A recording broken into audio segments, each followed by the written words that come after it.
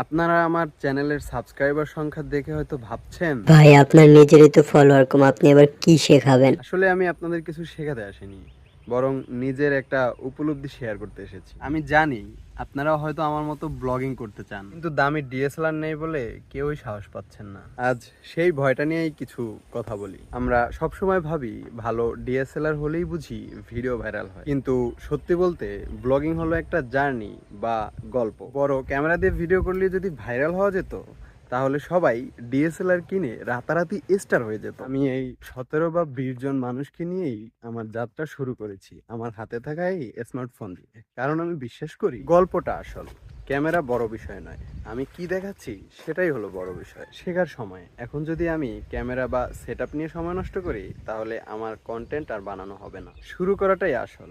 আজ আমি ফোন দিয়ে ভিডিও করতেছি বলেই হয়তো ভবিষ্যতে ভালো ক্যামেরা কেনার যোগ্যতা অর্জন করব। আমি জানি আপনাদের অনেকের কাছেই ভিডিও বানানোর ভালো আইডিয়া আছে এবং আমার থেকে সুন্দর কথাও বলতে পারেন, কিন্তু ওই যে ভালো ক্যামেরা নেই, এই অজুহাতে আর ভিডিও বানানো হচ্ছে না।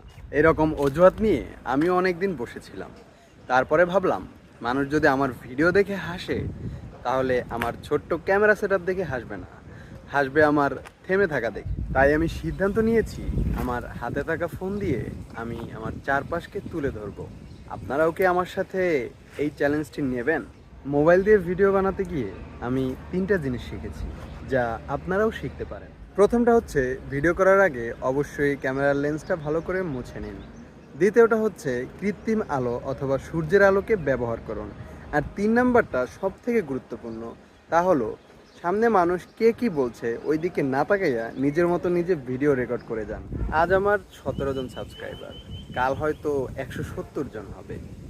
একদিন হয়তো আপনারা আমাকে বড় কোনো ক্যামেরায় দেখতে পারবেন, কিন্তু সেদিন পিছনে ফিরে তাকালে আমি গর্ব করে বলতে পারবো যে হ্যাঁ, আমি শূন্য থেকে শুরু করেছিলাম এবং আমার হাতে থাকা সাধারণ মোবাইল ফোনটি দিয়েই শুরু করেছিলাম। আপনারাও শুরু করুন। প্রথম ভিডিওটা যেমনই হোক, জাস্ট আপলোড দিন। মনে রাখবেন, পারফেক্ট হওয়ার চেয়ে শুরু করাটা জরুরি। সাথেই থাকবেন। দেখা হবে আবার নতুন কোনো ভিডিওতে। আল্লাহ হাফেজ।